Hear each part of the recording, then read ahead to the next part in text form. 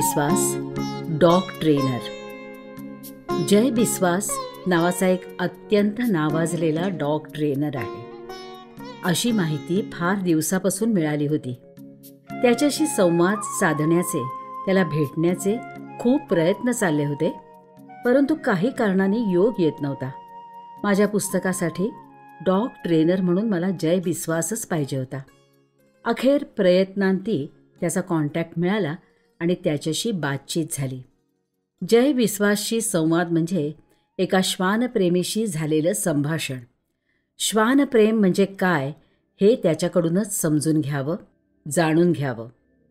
अत्यंत निर्मळ मनाचा, खूप बोलका असा माणूस म्हणजे जय बिस्वास. डॉग ट्रेनर म्हणून त्याची ख्याती खूप आहे, परंतु स्वभावामध्ये साधेपणा जाणवला. तो करत असलेल्या कामामध्ये निर्धार, पूर्ण समर्पण आणि काटेकोरपणा आहे.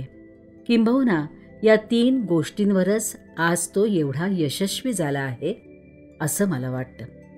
व्हिडिओ कॉलद्वारा जमशेदपूर आणि पुणे अशी मुलाखत झाली. माझ्या छोट्याशा प्रश्नाला सुद्धा एवढं भरभरून उत्तर मिळालं की मन अतिशय प्रफुल्लित झालं आणि एवढे दिवस थांबल्याचं सार्थकही. जय बिस्वास हा जमशेदपूर, टाटानगर इथला रहिवासी आहे. त्यानं आपल्या करिअरची सुरुवात एक डॉग वॉकर म्हणून केली. त्याची या व्यवसायात येण्याची गोष्ट जरा हटके आहे. जय बिस्वास कुत्र्यांना अतिशय घाबरत असे. कुत्रे असलेल्या गल्लीमध्ये किंवा कुत्रा असणाऱ्या मित्राकडेही जाण्याचं तो टाळत असे. डॉग ट्रेनर, ब्रीडर या व्यवसायात पडण्याआधी त्याचा कुत्र्यांशी कोणत्याही प्रकारचा संपर्क कधीच नव्हता. लहानपणापासून कुत्र्यांची खूप आवड होती वगैरे असं अजिबात नाही. 2000 साली 10वीची परीक्षा दिल्यानंतर तो एका कारच्या शोरूममध्ये नोकरी करत होता. एकाच वेळी शिक्षण आणि नोकरी सुरू होती. त्या शोरूममधील एक अधिकारी रोज आपल्या कुत्र्यांना आपल्या गाडीमागे घरापासून पळवत आणत असे. त्यांच्याकडे 5-6 कुत्रे होते. Great Dane, boxer, German shepherd असे विविध प्रकारचे कुत्रे. ते स्वतः गाडी चालवत असत आणि त्यांच्या गाडीमागे ते कुत्रे पळत येत असत. त्यांच्या घरापासून ते शोरूमपर्यंतचं अंतर सुमारे 5-6 किलोमीटर एवढं होतं. एक दिवस अचानक जय बिस्वास शोरूममध्ये असताना त्याला या कुत्र्यांच्या समूहानं घेरलं आणि तो घाबरला. त्या सगळ्या कुत्र्यांची छाती धपापत होती आणि ते खूप दमले होते. 5-6 किलोमीटरचं अंतर आणि गाडीचा वेग याचं भान ठेवताना त्यांची खूप दमछाक झालेली होती.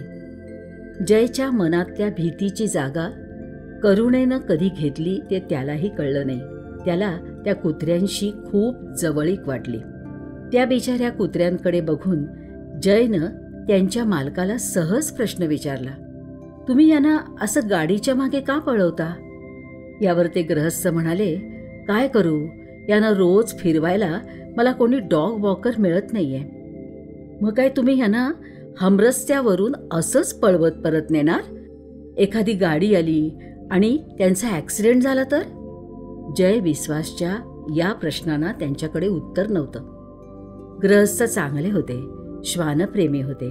चांगल्या प्रकारे ते त्यांच्या कुत्र्यांना सांभाळत होते, पण खरोखरच त्यांना कोणी डॉग वॉकर उपलब्ध होत नव्हता. मी करतो हे काम. अचानक जय बिस्वास त्या गृहस्थांना म्हणाला, काय सांगतोस? याच्या आधी केलेस का कधी? नाही केलं, पण करेन. ये मग घरी, दाखवतो मी तुला काय करायचं ते. पण हे चावणार तर नाहीत ना मला? अजिबात नाही. मी तुझी त्यांच्याशी दोस्ती करून देईन. एकेका कुत्र्याला त्याच्या बंदिस्त जागेमधून काढायचं आणि फिरवून आणायचं, हे तुझं काम. या संभाषणानंतर जयनं थोडंसं धैर्य गोळा केलं, थोडासा विचारही केला. सबंध दिवस शोरूममध्ये काम करून त्याला जेवढे पैसे मिळत होते तेवढे ते गृहस्थ त्याला 1-1.5 तासासाठी द्यायला तयार होते. पैशाची गरज होतीच. त्यानं विचार केला, शोरूमचं काम चालू राहीलच, शिवाय सकाळी हेही काम करेन, जरा डबल इन्कम होईल. मग दुसऱ्या दिवशी सायकल हाकत तो त्यांच्या घरी गेला. त्यावेळी ते गृहस्थ ड्युटीवर गेलेले होते. त्यांच्या घरच्यांनी हातात चावी देत, जा केनलमध्ये आणि कुत्र्यांना घेऊन जा असं सांगितलं. सगळे कुत्रे एकदम भुंकायला लागले आणि जय घाबरला. लगबगीनं सायकल हाणत जय आपल्या घरी पळून गेला. संध्याकाळी ते गृहस्थ पुन्हा शोरूममध्ये आले. काय झालं? मी गेलो होतो पण तुम्ही नव्हता. मी घाबरलो आणि घरी पळून गेलो. उद्या ये असेन मी तेव्हा. दुसऱ्या दिवशी जय तिथे गेला. कुत्र्यांची ओळख झाली. जयनं त्यांना फिरवून आणलं. कुत्रे त्याच्यावर खुश होते. स्वभावानुसार कुत्रा एकदा का तुम्हाला मनानं जोडला गेला तर तो तुमच्यासाठी काहीही करायला तयार असतो. स्वतःच्या सोयी गैरसोयीचा विचार तो करत नाही. जयलाही हे काम आवडायला लागलं. त्या गृहस्थांच्या ओळखीतून जयला आणखीही कामं मिळाली. दरम्यान कुत्र्यांची एक कॉम्पिटिशन जाहीर झाली आणि तिथे एका ट्रेनरचा असिस्टंट म्हणून तो गेला. तेव्हापासून सुरुवात झाली आणि जय आस्ते आस्ते या व्यवसायात स्थिरावला. टाटा कंपनीचे जिथे जिथे मोठमोठाले प्लांट्स असतात तिथे त्यांचा एक डॉग स्क्वॉड असतो. 2-3 कारणांसाठी हे कुत्रे ट्रेन करून वापरले जातात.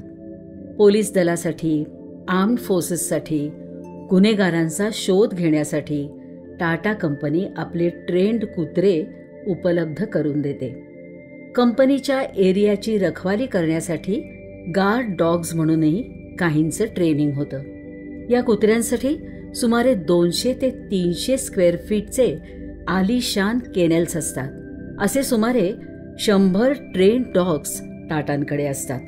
याशिवाय देशभरातल्या कॉम्पिटिशनमध्ये टाटांचे कुत्रे सहभागी होतात. तिथेच काम करणाऱ्या एका ऑफिसरनं जयला एका डॉग शोच्या वेळेला बघितलं होतं. तो तरुण आणि एनर्जेटिक आहे असं त्यांना जाणवलं होतं आणि म्हणून त्यांनी त्याला टाटामध्ये वेकन्सी असल्याची खबर पोहोचवली. जयनं मुलाखती दिल्या आणि त्याला टाटामध्ये नोकरी मिळाली. 2013 साली या डॉग स्क्वॉडला भेट देण्यासाठी श्री रतनजी टाटा आले होते. तेव्हा त्यांच्याशी जय बिस्वासची भेट घडली होती हे तो मोठ्या अभिमानानं मला सांगत होता. रतन टाटा म्हणजे अतिशय सहृदय आणि श्वानप्रेमी माणूस. टाटा कंपनीतर्फे जय बिस्वासला आर्मीबरोबर, पोलीस फोर्सेसबरोबर प्रॅक्टिस किंवा डेप्युटेशनवर काम करण्यासाठी पाठवलं जात असे.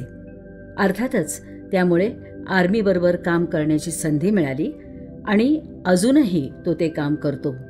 अशी झाली त्याच्या करिअरची सुरुवात. 2019 मध्ये करोना सुरू होण्याच्या आधी जय बिस्वासनं टाटामधून निवृत्ती घेतली आणि स्वतःचं बर्निंग आईज नावाचं डॉग केनल जमशेदपूरमध्ये सुरू केलं. ठाण्यातल्या डॉक्टर रुबिनाबरोबर असंच एक केनल सुरू केलेलं आहे. जय बिस्वास ट्रेनिंग कशासाठी करतो हा माझा प्रश्न होता. त्यावर तो म्हणाला, मी पोलीस फोर्स, आर्म्ड फोर्स आणि कॉम्पिटिशन यासाठी तर ट्रेनिंग करतोच, परंतु मुख्यतः कुत्रा त्याच्या पालकाचा चांगला सोबती व्हावा, कंपॅनियन व्हावा यासाठी तो ट्रेनिंग देतो. अनेक लोक चांगल्या चांगल्या ब्रीडचे कुत्रे घेतात, परंतु त्यांना माहीत नसतं की त्यांना कसं सांभाळलं पाहिजे. मग त्यांचा कुत्रा विचित्र वागायला लागतो, कधी चावतो, कधी आक्रमक होतो आणि त्याचा पालकांना त्रास व्हायला लागतो. हौसेनं लोक कुत्रा घेतात. त्या पेट पॅरेंट्सचा चांगला सोबती होणं हे कुत्र्याचं काम आहे. त्यासाठी त्याला ट्रेनिंग दिलं जातं. असे कुत्रे ट्रेन करणं हे सगळ्यात महत्त्वाचं असं जय बिस्वास मानतो. पाळीव प्राण्यांना आपल्या पालकांशी आणि पालकांनी त्याच्याशी कॉम्प्लिमेंटरी व्हायला हवं असं फार मनापासून जयला वाटतं. त्या व्यतिरिक्त मग अनेक एजन्सीजसाठी guard dogs, explosive detecting dogs, narcotic detecting dogs म्हणून जय बिस्वासकडून ट्रेनिंग पुरवलं जातं. बिहारमध्ये दारूबंदी आहे. तिथले सगळे अल्कोहोल डिटेक्टिंग डॉग्स जय बिस्वासनं ट्रेन केलेले आहेत. माझा पुढचा प्रश्न साहजिकच होता, की त्याच्या मताप्रमाणे कोणते कुत्रे ट्रेन करायला सोपे असतात. हसत हसत तो उत्तरला, मॅडम, माझं मत कालानुरूप बदलत जातं बरं का. या बाबतीत तुमच्या पुस्तकात हे जरूर लिहा, नाहीतर माझं स्टेटमेंट वादग्रस्त ठरायचं. 10-12 वर्षापूर्वी त्याला लॅब्राडोर हे ट्रेन करायला बेस्ट ब्रीड वाटायचं आणि आहेही तसंच. इतरही अनेक कुत्रे आहेत, परंतु जेव्हापासून जयला बेल्जियम मेलनॉय ही प्रजाती सापडली तेव्हापासून ते त्याचे सर्वात लाडके कुत्रे झाले. ट्रेन करायला सोपे, अतिशय हुशार, अतिशय चपळ आणि अतिशय ॲक्टिव्ह असे हे कुत्रे असतात. त्यांना ट्रेन करणं म्हणजे एक अति आनंदाचा अनुभव असतो. बेल्जियम मेलनॉय प्रकाश झोतात आले ते ओसामा बिन लादेन पकडल्यानंतर. असं म्हणतात की ओसामाला पकडण्यामध्ये बेल्जियम मेलनॉय या कुत्र्यांचा फार मोठा वाटा होता. 2006 साली टाटानी बेल्जियम मेलनॉयची एक जोडी इम्पोर्ट केली. त्यानं जयनं ट्रेनिंग दिलं. त्याआधी त्यानं लॅब्राडॉर, ग्रेट डेन, बॉक्सर यासारखे अनेक कुत्रे ट्रेन केलेले होते. टाटानी हे बेल्जियम मेलनॉय मागवले तेव्हा भारतातल्या लोकांना त्यांची फारशी माहिती नव्हती. उपयुक्तता लक्षात यावी म्हणून military, civil police, state police, निरनिराळ्या ट्रेकिंग इन्स्टिट्यूट अशा अनेक ठिकाणी जयला त्या कुत्र्यांसह पाठवण्यात आलं. या कुत्र्यांचा उपयोग आवाका सगळ्यांच्या लक्षात यावा यासाठी टाटानी हे मुद्दाम केलं. शिवाय गार्ड डॉग्स म्हणून वापरणं किंवा कॉम्पिटिशनमध्ये भाग घेणं यासाठीही हे कुत्रे उपयोगी पडले. एखाद्या तरुण आणि भरपूर एनर्जी असलेल्या ट्रेनरच्या हातात द्या यांना, असा सल्ला विक्रेत्यानं दिला होता. त्यावेळी जय बिस्वास हा विशीतला तरुण होता, होतकरू होता, उत्साही होता. त्यामुळे त्याच्याकडे हे कुत्रे सोपवण्यात आले. अपेक्षेप्रमाणे त्यानं रगडून मेहनत केली. आपण ह्या पहिल्या जोडीपासून खूप शिकलो असं जय सांगतो. आजही त्याच्याकडे 16 बेल्जियम मेलनॉय ट्रेनिंगसाठी आहेत. पोलीस फोर्ससाठी किंवा काही संपर्कातल्या लोकांसाठी 2-3 वर्षातून एकदा तो या कुत्र्यांचं ब्रीडिंग सुद्धा करतो. जय बिस्वास परदेशातही जाऊन आलाय, सेमिनार अटेंड करून आलाय, अधिक माहितीही मिळवली आहे. ही प्रजाती अर्थातच 2 वेगवेगळ्या प्रजातींपासून निर्माण झालेली आहे. याविषयी वेगवेगळी मतं आहेत. कोणी म्हणतं की शेफर्ड आणि मॅस्टिफ यांच्या संकरामधून बेल्जियम मेलनॉयची निर्मिती झाली आहे. काहींच्या मताप्रमाणे शेफर्ड आणि एका जंगली शिकारी जातीपासून बेल्जियम मेलनॉय तयार झालेले आहेत. साधारणपणे असा समज आहे की हे कुत्रे अतिशय रागीट आणि आक्रमक असतात. पण आता अनुभवांती जय सांगतो की ते खूप एनर्जेटिक असतात. त्यांना काम करायला आवडतं. तसं जर करता आलं नाही तर ते फ्रस्ट्रेट होतात आणि त्यामुळे आक्रमक होतात. एखादा बेल्जियम मेलनॉय कुत्रा अशा माणसाच्या हातात गेला ज्याला त्याची काहीच माहिती नाहीये, त्याला द्यायला वेळ नाहीये, तर मग तो आक्रमक होऊ शकतो. नाहीतर त्याच्या एवढा सेफ डॉग दुसरा नाही. मात्र त्याच्याबद्दल यथोचित माहिती मिळवूनच त्याला घेतला पाहिजे. कुठेतरी यूट्यूबवरती चांगला परफॉर्मन्स बघितला, ग्लॅमरस वाटला म्हणून बेल्जियम मेलनॉय घेऊ नका. जय सुमारे 18 वर्ष या डॉग्सबरोबर इंटरॅक्शन करतोय. त्याच्या ताब्यातला एकही कुत्रा कधीही कोणालाही चावला नाही की कोणावर आक्रमण केलं नाही.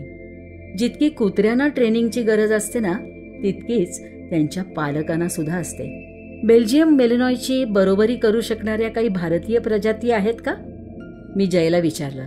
त्यावर जय हसला आणि म्हणाला, मॅडम, या बाबतीत माझं मत थोडंसं वेगळं आहे बरं का. मी खूप शोध घेतोय, खूप प्रयत्न करतोय, पण बेल्जियम मेलनॉयशी बरोबरी करू शकेल असा भारतीय वंशाचा कुत्रा मला अद्याप तरी सापडलेला नाही.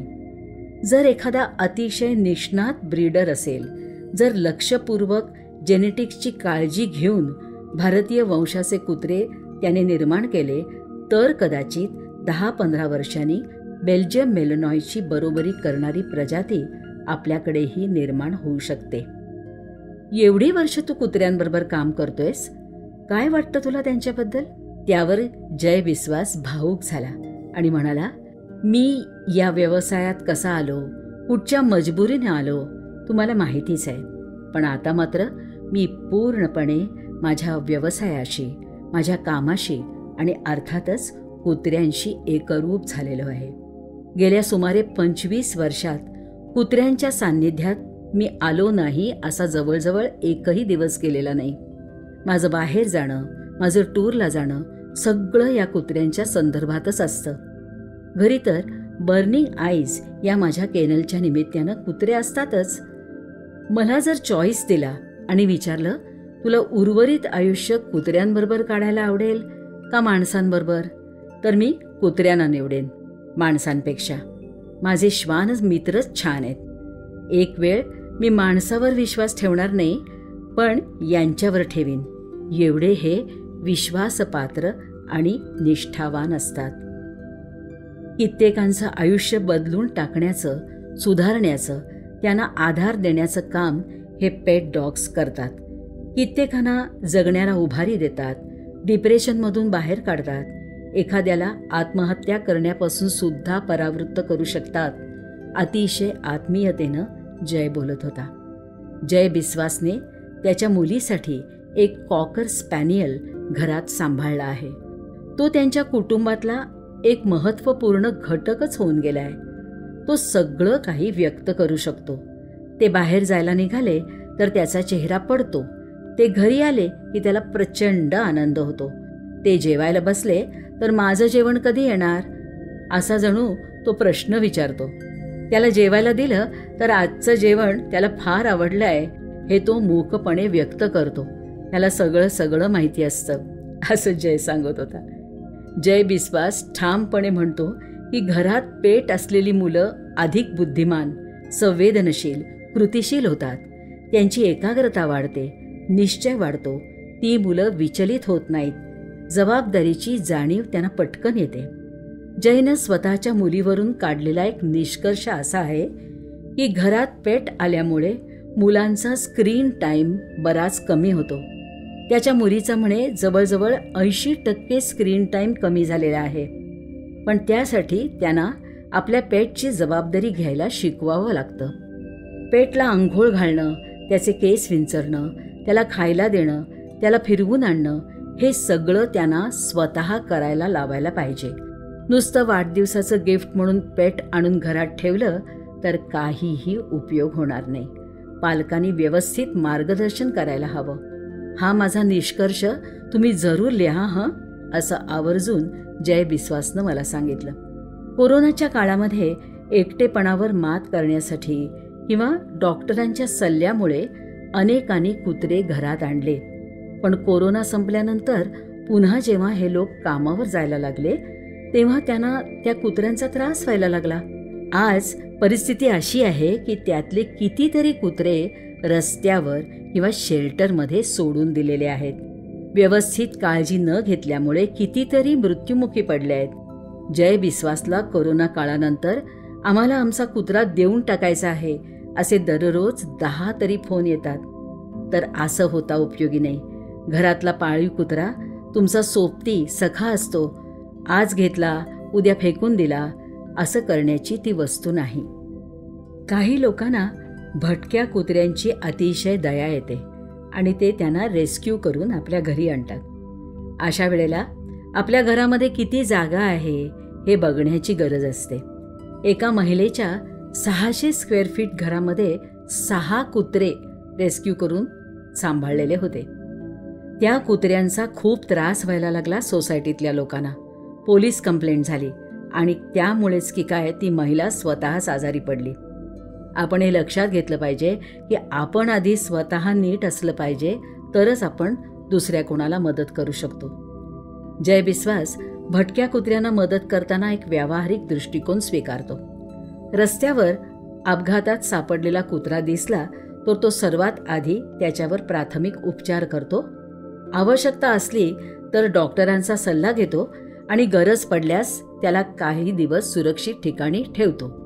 नंतर तो त्या कुत्र्याचे त्याच परिसरात पुनर्वसन करतो. जय म्हणतो की प्रत्येक कुत्र्याला घरी आणणं शक्य नाही, आपल्या क्षमतेनुसारच मदत करावी.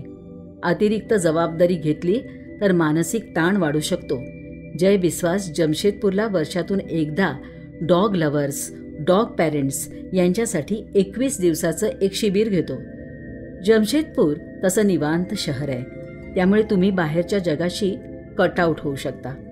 शिबिरात सहभागी झालेल्या लोकांना कुत्र्यांची मानसिकता, देहबोली आणि त्यांच्या सवयी समजावून दिल्या जातात. प्रत्येक दिवशी एक विशिष्ट जातीचा कुत्रा दिला जातो, ज्याची संपूर्ण जबाबदारी घ्यावी लागते, काळजी घ्यावी लागते. त्यामध्ये त्याचे केस विंचरणं, नखं कापणं, खायला आणि पाणी देणं आणि फिरवणं यासारख्या गोष्टींचा समावेश असतो.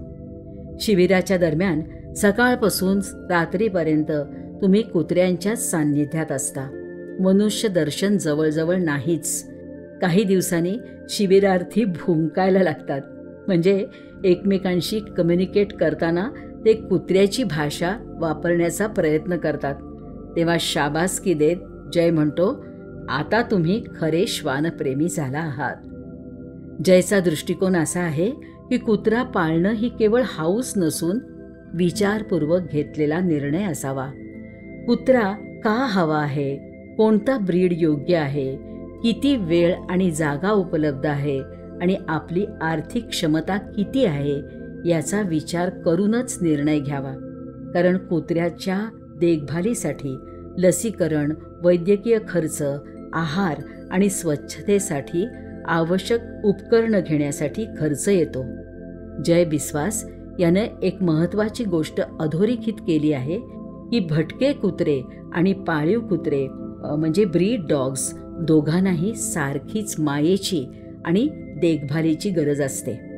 सामान्यतः असं समजलं जातं की फक्त भटक्या कुत्र्यांना मदतीची आवश्यकता असते आणि ब्रीड डॉग्स सुखी असतात. मात्र वास्तव वेगळं आहे. अनेक वेळा ब्रीड डॉग्स लहान जागेत ठेवले जातात, त्यांना पुरेसा व्यायाम मिळत नाही, त्यांच्या मानसिक गरजांकडे दुर्लक्ष केलं जातं.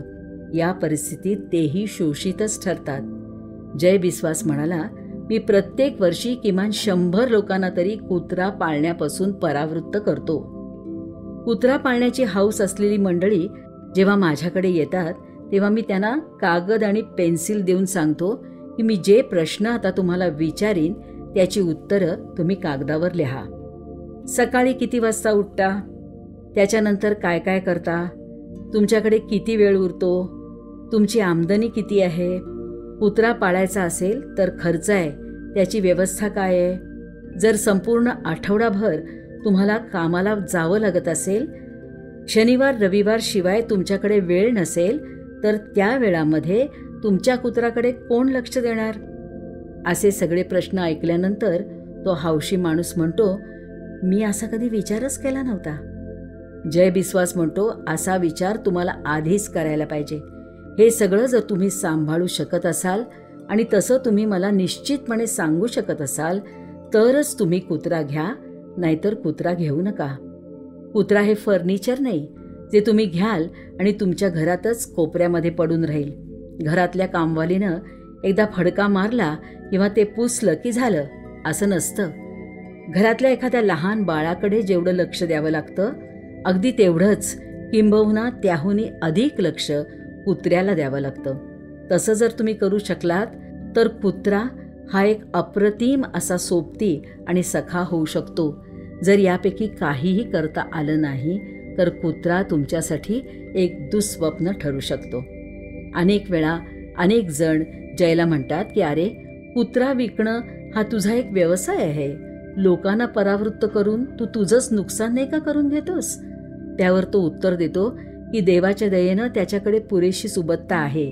छोटी छोटी पिल्लं केवळ पैशांसाठी अयोग्य ठिकाणी विकणं म्हणजे निष्पाप प्राण्यांवर अन्याय करण्यासारखं आहे.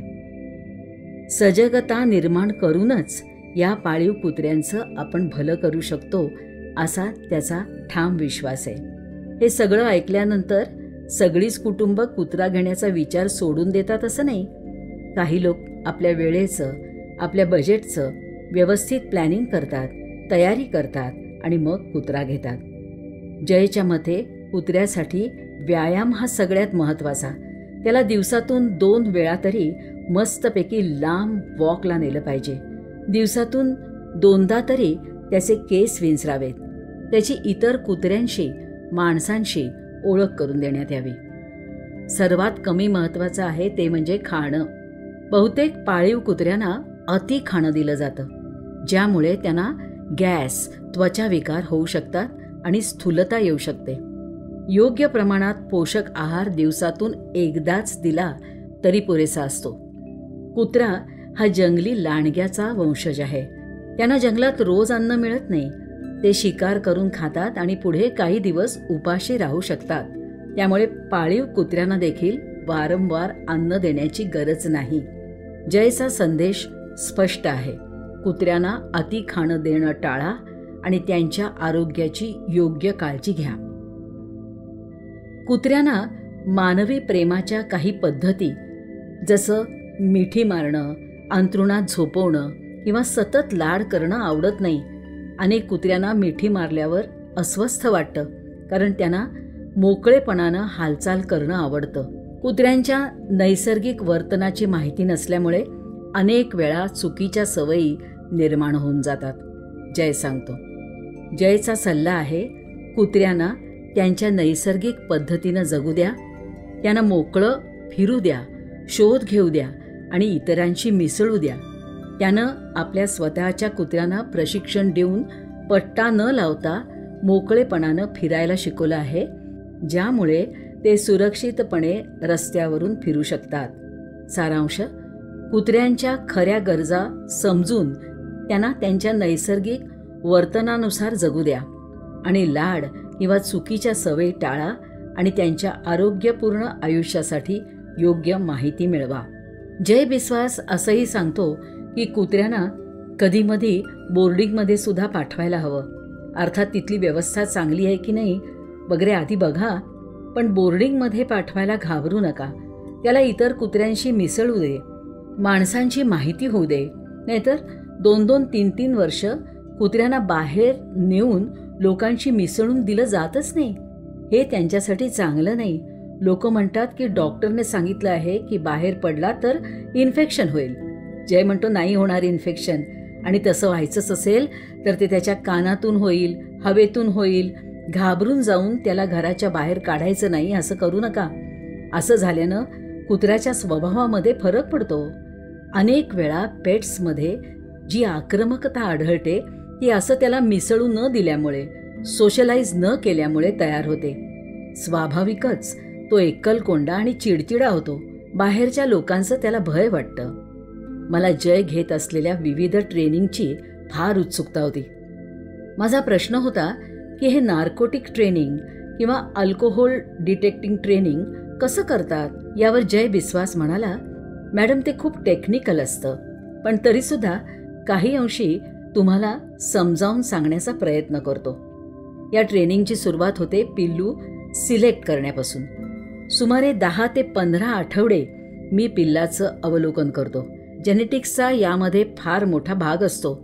एखाद्या जातीची एखादी विशिष्ट सवय असते. उदाहरण सांगायचं झालं तर मी मुख्यत्वे करून बेल्जियम मेलनॉय बरोबर काम करतो. हे कुत्रे वंशपरंपरेनं कामकरी कुत्रे आहेत, त्यामुळे त्यांचा विचार त्याप्रमाणे करावा लागतो. पिल्लू सिलेक्ट करताना पहिल्यांदी त्याचा नैसर्गिक कल कशाकडे आहे ते मी पाहतो. एखादं पिल्लू वास घेण्यामध्ये हुशार असतं. एखादं पिल्लू पकडलेलं काही पटकन सोडत नाही. एखादं पिल्लू वस्तू आपल्यापाशी ठेवतं किंवा घेऊन पळून जातं. हा त्याचा मूळ स्वभाव. थोडक्यात काही प्रजातींची वैशिष्ट्य असतात तर काही असतात वैयक्तिक वैशिष्ट्य. या दोन्हीचा विचार करून जर त्याला ट्रेनिंग दिलं तर तो असामान्य होऊ शकतो. उदाहरणार्थ, वास घ्यायला आवडणाऱ्या कुत्र्याला स्निफर डॉग, वस्तू सांभाळून ठेवणाऱ्या कुत्र्याला प्रोटेक्टिव्ह डॉग असं जर बनवलं तर सोने पे सुहागा असं होऊन जातं. खरं म्हणजे कल पाहून त्याप्रमाणे त्याला त्या क्षेत्रात घालणं हे माणसांच्या बाबतीत पण झालं पाहिजे, पण ते नेहमीच घडतं असं नाही. तो आपल्या मुलीचं उदाहरण देतो. माझ्या मुलीला ड्रॉइंग करायला खूप आवडतं, पण माझ्या बायकोला तिनं रीतसर शैक्षणिक अभ्यासक्रम करावा असं वाटतं. जर माझ्या हातात असतं ना तर मी माझ्या मुलीला ड्रॉइंगच करायला दिलं असतं. माणसाच्या बाबतीत मी हे करू शकत नाही, कुत्र्यांच्या बाबतीत करू शकतो, म्हणून मी ते करतो आणि त्याचे रिझल्ट्स मला खूप छान मिळतात. माझ्या शेवटच्या काही प्रश्नांपैकी एक होता तो म्हणजे कुत्र्यांबरोबर काम करायला लागल्यापासून त्याचं माणसांबद्दल काय मत आहे. त्यावर तो मनापासून हसला आणि म्हणाला की सबंध वर्षभर तो कुत्र्यांबरोबर काम करतो, त्यांच्या सान्निध्यात असतो, तेव्हा त्याला कधीही स्ट्रेस जाणवत नाही. मात्र वर्षातून एकदा तो 21 दिवसांचं माणसांसाठी ट्रेनिंग करतो, त्यावेळी मात्र त्याला भयंकर स्ट्रेस जाणवतो. 2 महिने आधी तो झोपू शकत नाही, 2 महिने तो नंतरही झोपू शकत नाही.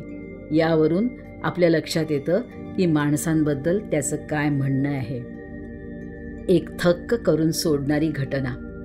जय बिस्वास सांगत होता की एका फार मोठ्या ट्रेनरकडून त्यानं असं ऐकलं होतं की कुत्र्यांना फारशी बुद्धी नसते. पण ह्या म्हणण्याला छेद देणारा एक प्रसंग त्यानं आपल्या कुत्र्यांबद्दल सांगितला आणि त्याच्यातूनच त्या कुत्र्यांची बुद्धिमत्ता आणि त्यांचा स्मार्टनेस दिसून येतो. मजेदार आहे तो किस्सा. जमशेदपूरमध्ये शहराच्या टोकाशी जय बिस्वासचा डॉग केनल आहे. त्याच्या आजूबाजूला शेतकऱ्यांची वस्ती आहे. तिथे ते लोक कोंबड्या, बकऱ्या असे अनेक पक्षी प्राणी पाळतात. एकदा जय बिस्वासला एक फोन आला की तुमचा कुत्रा आम्ही बघितलाय, बाहेर पडलाय, तुम्ही लगेच या. आता माझ्या केनलला 6-6 फुटी दुहेरी भिंत आहे, त्यामुळे मला ते खरं नाही वाटलं. नाही, माझा कुत्रा असणं शक्यच नाही. जय बिस्वास त्याला मोठ्या विश्वासानं म्हणाला. पण त्या माणसानं खूपच खात्री दिल्यामुळे नाईलाजानं तो त्याच्या केनलमध्ये गेला. बघितलं तर त्याचे सगळे कुत्रे जागेवरच होते. त्यानंतर त्यानं आपल्या स्टाफला विचारलं. त्यानेही ग्वाही दिली की सगळे कुत्रे आतमध्येच होते. काय खोटं बोलतात माणसं, असं म्हणत जयनं त्या माणसाला पुन्हा फोन केला आणि सांगितलं की त्यांचे सगळे कुत्रे तर आतमध्येच आहेत. थोडी बोलाचाली झाली आणि त्यानंतर तो माणूस म्हणाला की माझी काहीतरी चूक झाली असेल. पुन्हा 2-4 दिवसांनी फोन आला. तुमचा कुत्रा वस्तीमध्ये आला होता आणि कोंबड्यांच्या मागे पळत होता. आम्ही त्याला पकडण्याचा प्रयत्न केला, पण तो चावायला धावत होता. जयला आश्चर्य वाटलं. असं कसं शक्य आहे? त्यानं पुन्हा त्याच्या स्टाफला फोन केला आणि पुन्हा त्यांच्याकडून तेच उत्तर आलं की सगळे डॉग्स बंद आहेत आणि आपला कोणताही कुत्रा बाहेर गेलेला नाही.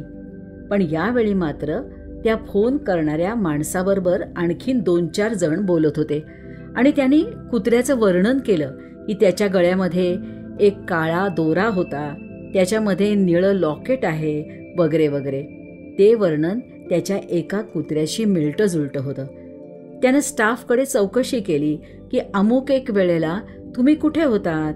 कोणी म्हणालं मी स्वयंपाक करत होतो, कोणी म्हणाला की मी दुसऱ्या बाजूचे केनल धुवत होतो. मग जयला काहीतरी संशय आला आणि त्यानं ठरवलं की स्वतः जाऊन चेक करायचं. तिथे एक CC कॅमेरा लावलेला आहे. त्यामधलं रेकॉर्डिंग चेक केलं तर त्याला एक थक्क करणारं दृश्य पाहायला मिळालं. वस्तीच्या बाजूच्या भिंतीनजीक प्राण्यांचा आवाज आला की त्याची एक बेल्जियम मेलोनॉइड डॉग तिच्या एन्क्लोजरमधून हळूच निघते, नजर चुकवून अगदी बाउंड्रीच्या कडेकडेनं जाते. तिथे एक झाड आहे, त्या झाडावर चढते आणि पलीकडे उडी मारते. बकऱ्या कोंबड्यांच्या मागे पळापळ करते, खेळते. जेव्हा तिला केनलमध्ये आवाज येतो किंवा काहीतरी ॲक्टिव्हिटी जाणवते तशी ती हळूच जशी गेली तशी परत येते आणि आपल्या एन्क्लोजरमध्ये अगदी काही झालंच नाही अशी बसून राहते. हे सगळं बघितल्यानंतर तो स्टाफला म्हणाला, देवाची कृपा आहे की आपला कुत्रा माणसांच्या अंगावर धावून जाणाऱ्यांपैकी नाही. जयच्या असंही लक्षात आलं की कुत्रे हे बुद्धिहीन नसून ते चांगलेच स्मार्ट असतात. आपण त्यांना जरा कमी लेखतो. आपल्याला वाटतं की तो विचार करू शकत नाही, आपण त्याला शिकवू तेवढंच फक्त त्याला येतं. पण तसं नाही आहे, त्यांना सगळं काही समजतं. कुत्र्याचं माणसांकडे लक्ष असतं. तुम्ही कशा स्वभावाचा माणूस आहात हे तो तुमच्यापेक्षा जास्त ओळखतो. तो आपल्याशी नातं जोडू शकतो.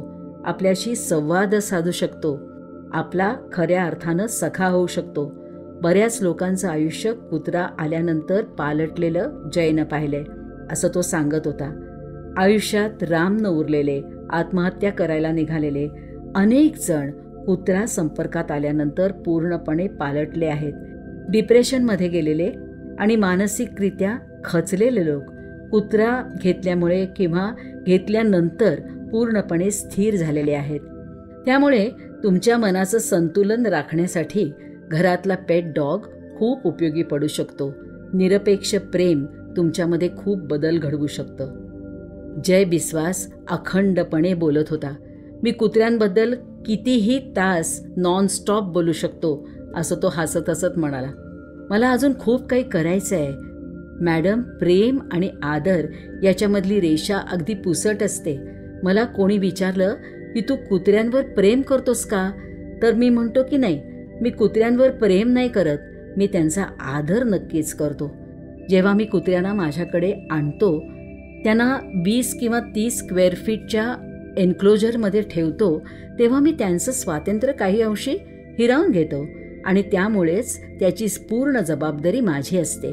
जी गोष्ट त्यांच्यासाठी चांगली आहे तीच त्यांनी केली पाहिजे, असा माझा आग्रह असतो. काही लोक मला विचारतात की कुत्र्यांना ट्रेनिंग देताना तुम्हाला कुत्र्याला काही शारीरिक शिक्षा करावी लागते का, तर मी त्यांना निक्षून सांगतो की शारीरिक शिक्षेमुळे कोणाचंही कधीही भलं होत नाही. त्यातूनही एक वेळ माणसांमध्ये सुधारणा होऊ शकते, पण कुत्र्यांमध्ये मात्र कधीच फिजिकल टॉर्चरमुळे सुधारणा होऊ शकत नाही, जय सांगत होता. असं म्हणतात की कुत्र्यांनी काही गडबड केली तर पेपरचा रोल करून त्याच्या नाकावर फटका द्या. पण मी त्यांना विचारतो की तुम्ही हा जो फटका दिलाय त्याच्यावरून कुत्र्याला समजला का की हा फटका त्याला का मिळालाय? तो कनेक्ट करू शकला का? नाही कनेक्ट करू शकणार. आपला पुढे सरसावलेला हात फक्त एक नकारात्मक भावना त्याच्या मनामध्ये उत्पन्न करतो. मी कुत्र्यांचं ब्रीडिंग सुद्धा करतो, त्यामुळे मला माहिती आहे की त्याची आई त्यांना जन्माला घालते, त्यांना दूध पाजते आणि तीच फक्त त्यांना थोडीशी शारीरिक शिक्षा देऊन त्यांच्या वागणुकीत दुरुस्ती करून आणू शकते. कोणत्याही माणसाला ते शक्य नाही. पिल्लाच्या आईकडे जे दात आणि नखं असतात त्याच्यातून ती थोडीशी शारीरिक शिक्षा देऊन दुरुस्ती घडवून आणू शकते, पण आपल्याकडे ते नसतं. म्हणून त्यासाठी कुत्र्यांबद्दल खूप सखोल अभ्यास करायला पाहिजे. गेली 24 वर्ष मी अभ्यासच करतोय आणि अजूनही मी स्वतःला विद्यार्थीच समजतो. माझी ट्रेनिंगची पद्धत निराळी आहे, त्यामध्ये शारीरिक शिक्षेचा समावेश नाही. माझा एक टॉप सिक्रेट असलेली गोष्ट म्हणजे आता माझेच कुत्रे माझे ट्रेनर आहेत, असं तो सांगतो. वर्तन दोष असलेले कुत्रे दुरुस्तीसाठी जेव्हा माझ्याकडे येतात तेव्हा प्रथम मनुष्यविरहित जागेमध्ये त्या कुत्र्यांना आणि माझ्याकडच्या कुत्र्यांना सोडलं जातं. माझे कुत्रे त्यांच्या वागणुकीमध्ये दुरुस्ती करतात. त्यांच्या विशिष्ट भाषेमध्ये ते समजावतात की त्यांची वागणूक समाजामध्ये राहायला उपयोगाची नाही. बऱ्याच दिवसांच्या त्यांच्या आपापसातल्या संपर्कानंतर मग आम्ही ट्रेनर वर्तन परिवर्तन बिहेवियरल मॉडिफिकेशन करण्याच्या कामामध्ये उतरतो. मी अनेक कुत्र्यांमध्ये बिहेवियरल मॉडिफिकेशन घडवून आणलं आहे. ज्या कुत्र्यांना डॉक्टरांनी सांगितलं होतं की सुधारणा होणार नाही, यांना मारून टाका, त्यांच्यामध्ये मी परिवर्तन घडवून आणलं आहे. त्यांच्या घरामध्ये ते आता सुखानं राहत आहेत आणि हीच माझी आयुष्याची इतिकर्तव्यता आहे. हे वर्तन दोष कुत्र्यांमध्ये माणसांच्या चुकीच्या वागणुकीमुळे निर्माण होतात. एखादा पेट घरात येतो तेव्हा त्याची पाटी अगदी कोरी असते, त्याच्यावर चुकीची अक्षरं लिहिण्याचं काम घरातले लोक करतात आणि मग त्यांच्यामध्ये असे दोष निर्माण होतात. ते दूर करण्याचा मी आटोकाट प्रयत्न करतो. हे सगळं अतिशय अचंबित करणारं आहे. एका माणसाचं पछाडलेपण, त्याची आंतरिक ओढ आणि कर्तव्यनिष्ठता बघून खरोखरच खूप आदर वाटला.